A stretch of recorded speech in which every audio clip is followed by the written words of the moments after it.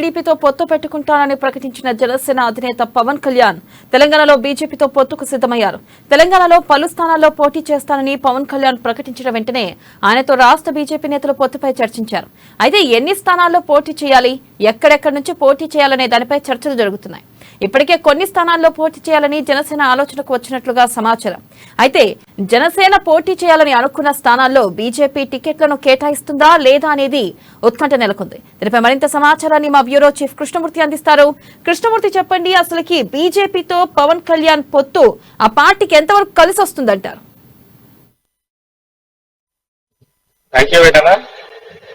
రాష్ట్రంలో ప్రస్తుతం ఉన్నటువంటి రాజకీయ పరిస్థితుల నేపథ్యంలో బీజేపీ కొంత గ్రాఫ్ పడిపోతుందని రోజు రోజుకు తెలుస్తాం. సర్వేలు కూడా అదే విషయాన్ని చెప్తా ఉంది. ఈ ఎన్నికల్లో బీజేపీకి సింగిల్ డిజిట్ రాబోతుంది, అంతకన్నా ఎక్కువ వచ్చేటట్లేదు. మొన్నటి వరకు బీఆర్ఎస్ అధికార బీఆర్ఎస్ కి ప్రత్యామ్నాయం మేము అధికారంలోకి వస్తాము సుమారుగా, అంటే టార్గెట్ 90గా పెట్టుకొని రంగంలో దిగినటువంటి బీజేపీ క్రమక్రమంగా గ్రాఫ్ పడిపోతూ వస్తా ఉన్నది. Single digit పరిమితమండి. 5 సీట్ల 6 సీట్ల 3 సీట్ల అనే విషయం దగ్గర కొంత చర్చ జరుగుతా ఆగిపోయింది. ఈ నేపథ్యంలో అంటే ప్రభుత్వ వ్యతిరేక ఓటు చీలకూడదు, అదేవిధంగా బీజేపీకి అనుకూలంగా ఉన్నటువంటి ఓట్లను పక్కకు ఎట్టి పరిస్థితుల్లో ఒక ఓటును పక్కకు దారి పట్టించద్దు అన్న ఉద్దేశంలో ఉన్నటువంటి బీజేపీ నాయకత్వం కొద్ది రోజుల క్రితం జనసేన అధినేత పవన్ కళ్యాణ్ కలిశారు. పవన్ కళ్యాణ్ కలిసిన వాళ్ళు కిషన్ రెడ్డి, లక్ష్మణ్ వీళ్ళిద్దరు కూడా కీలకం. ఢిల్లీలో కూడా వీళ్ళదే కొంత హవా నడుస్తా ఉన్నది. వీళ్ళిద్దరు కూడా అంటే ఢిల్లీ జాతీయ నాయకుల సూచన మేరకు పవన్ కళ్యాణ్ కలిశారు. పవన్ కళ్యాణ్ కలిసిన నేపథ్యంలో ఆయన ఖచ్చితంగా మేము తెలంగాణలో పోటీ చేస్తున్నాము ఎన్నికల్లో 32 నియోజకవర్గాలకు సంబంధించిన అంశంలో 32 నియోజకవర్గాలకు ఇన్ఛార్జిగా నియమించినప్పుడు వాళ్ళు ఖచ్చితంగా ఆయా స్థానంలో పోటీ చేయని పార్టీ కార్యకర్తలకు నాయకులు కోరుతా ఉన్నాం, ఖచ్చితంగా పోటీ చేస్తాం, అందుకు సంబంధించి మేము సమాయత్నం అవుతున్నామని కూడా వాళ్ళ దగ్గర స్పష్టం చేశారు. ఈ నేపథ్యంలో బీజేపీలు నాయకులు అన్ని సీట్లు ఇవ్వలేం కానీ కొన్ని మాత్రం ఇవ్వగలమని చెప్పేసి చెప్పారు. 32 సీట్లు కాకుండా కొన్ని ఇస్తామని చెప్పారు.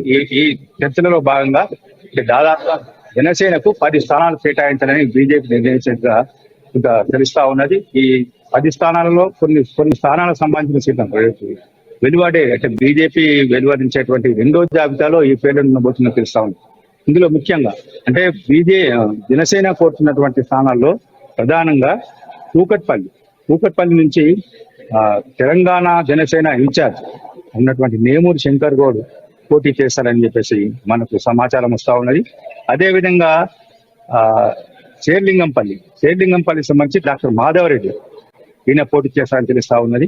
అదేవిధంగా ఎల్బీ నగర్ లో శిరీష జనసేన మహిళా విభాగంలో జనరల్ సెక్రటరీగా పనిచేస్తా ఉన్నారు.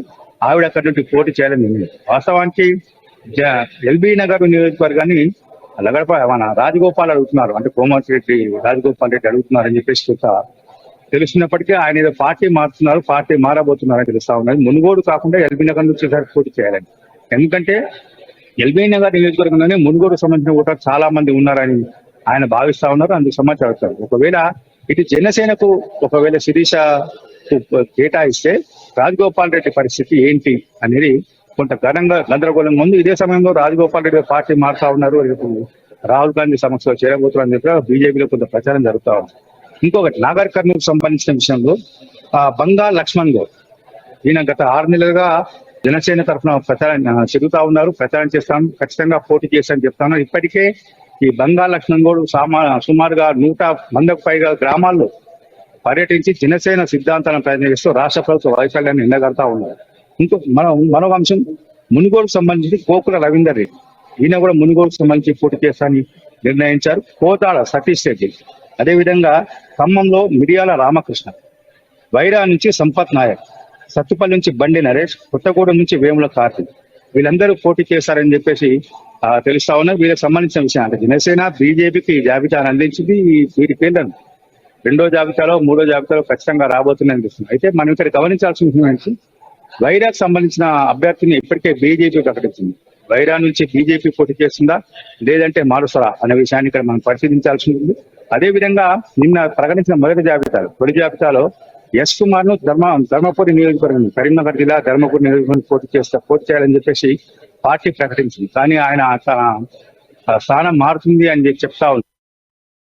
అలాగే ఇటు చూసుకున్నట్టయితే కృష్ణమూర్తి దాదాపు ఇప్పుడు జనసేనకి ఎన్ని స్థానాల వరకు కేటాయించే అవకాశం ఉంది? అలాగే మనం చూసుకోవచ్చు ఆంధ్రాలో టీడీపీతో పొత్తు ఉన్న జనసేన ఇప్పుడు ఇక్కడ బీజేపీతో పొత్తు అంటుంది. ఈ నేపథ్యంలో ఇటు ఆంధ్రాలో కూడా బీజేపీ, టీడీపీ, జనసేన కలిసి పోటీ చేసే అవకాశాలు కూడా ఉన్నాయంటారా? ఇప్పటి వరకు జనసేన తెలంగాణలో 10 స్థానాలకు పోటీ చేశారు. 10 స్థానాలలో ఎవరెవరు పోటీ చేశారో అభ్యర్థులు ఎవరైన విషయాన్ని బీజేపీకి అప్పగించింది. అదే ఒక విషయం. అయితే ఇక్కడ ఏపీలో తెలుగుదేశం పార్టీతో పొత్తు పెట్టుకుంటానని చెప్పినటువంటి జనసేనాని తెలంగాణకు వచ్చే వరకు బీజేపీకి ఇస్తారు.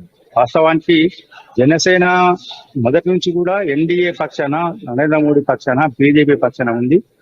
మొన్న చంద్రబాబు నాయుడు అరెస్ట్ చేసేంత వరకు కూడా ఆయన జైలుకు వెళ్లేంత వరకు కూడా ఆయన టీడీపీకి కొంత వైసీపీకి ఏపీలో కొంత సమదూరం పాటించారు. కొన్ని సందర్భాల్లో టీడీపీ దగ్గరైనప్పటికీ టీడీపీతో కలిసి వెళ్తాను అని మాత్రం ఎక్కడా చెప్పలేదు.